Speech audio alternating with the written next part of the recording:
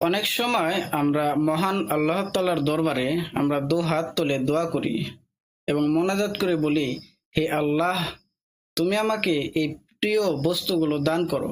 অথবা, হে আল্লাহ, তুমি আমাকে এই পছন্দের বস্তুটা দান করো, এই পছন্দের জিনিসটা আমাকে এখনই দিয়ে দাও।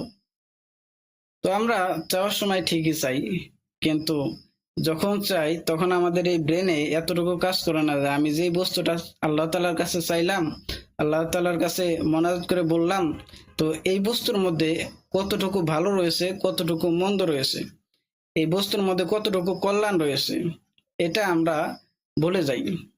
তো ফলে দেখা যায় মহান আল্লাহ তাআলা পরীক্ষা করেন এবং কিছু সময় নিয়ে আমাকে দান করেন। তখন আমরা এইরকম আল্লাহ তাআলাকে গালিগালাজ করে থাকি, অথবা আল্লাহ তাআলার প্রতি খারাপ ধারণা করে থাকি। কিন্তু এটি ঠিক নয়। কারণ হচ্ছে, আপনি যখন চান তখন ওই জিনিসটার ভালো জিনিস শুধু চাকচিক্য দেখে আল্লাহ তাআলার কাছে চান, কিন্তু ওর ভিতরে যে অকল্যাণ রয়েছে, ক্ষতি রয়েছে, এটা আপনি তখন তৎক্ষণাৎ চিন্তা করেন না। যে কারণে মহান আল্লাহ তাআলা আপনার ভালো চান বলে, মহান আল্লাহ তাআলা আপনার কল্যাণ চান বলে, সেই জিনিসটা যখন আপনার পাওয়ার উপযোগী তখনই দান করেন। এতে ধৈর্য ধরবেন, অবশ্যই বরকত হবে।